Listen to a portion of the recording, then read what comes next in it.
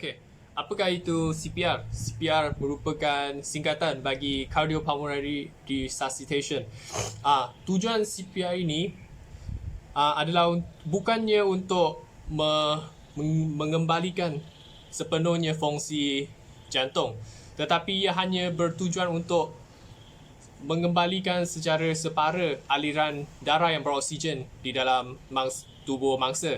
Dan tujuan CPR ni secara asasnya adalah untuk menyelamatkan nyawa mangsa dengan membekalkan kembali pengedaran darah dalam tubuh mangsa.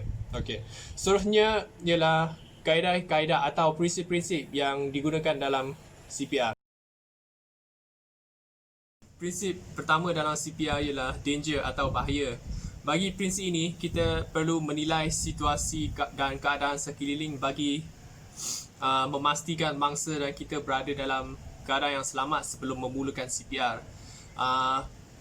Unsur-unsur yang bahaya termasuklah haiwan di sekitar, keadaan trafik dan sebarang alat yang mungkin mengakibatkan renjatan elektrik.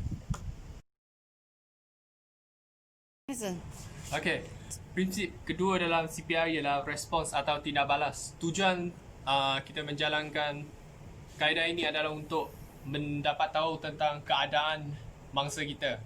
Okey, pertama kita kena menjerit di tepi telinga mangsa, okey, untuk mendapat mengenal pasti sama ada mangsa masih sedar. Dan tujuan kita menjerit di tepi telinga mangsa adalah untuk mendapat perhatian mangsa dan pada masa yang sama mengelakkan mangsa yang sedar diri mencederakan diri dengan kita. Okey. Terdapat 4 peringkat dalam tindak balas ini. Yang pertama sedar, iaitu badan mangsa dapat bertindak balas terhadap suara. Yang kedua dengar, mangsa dapat mengeluarkan bunyi berdasarkan suara yang kita keluarkan.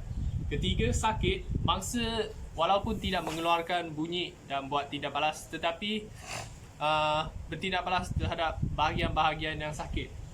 Dan keempat, pengsan, mangsa tidak sedar diri langsung terhadap apa-apa yang kita jalankan. Okey, prinsip ketiga ialah circulation atau peredaran darah untuk memastikan jantung mangsa atau memulihkan jantung mangsa untuk menggepam darah yang beroksigen ke sekitar badan. Untuk mulakan, kita perlu pastikan di mana putih mangsa dan bergerak ke tengah dada dan cara teknik tekanan dada berbeza mengikut usia mangsa. Bagi bayi hanya 2 jari digunakan. Okey. Bagi remaja 1 tangan digunakan. Dan bagi dewasa dua tangan digunakan, di mana 1 tangan berada di atas 1 tangan yang lain. Dan perlu kita mengambil tahu bahawa jantung berada di sebelah kiri dada mangsa. Okay. Tekanan ini dilakukan sebanyak 30 kali satu pusingan dan diulang sebanyak 5 kali. Atau diulang tidak berhenti sehinggalah bantuan dari ambulans sampai. Okey, prinsip keempat iaitu airways atau saluran pernafasan. Bagi kita tahu sama ada saluran pernafasan mangsa masih berfungsi seperti biasa, kita perlu memastikan kita perlu buka mulut mangsa dan pastikan lidah tidak menghalang saluran pernafasan mangsa.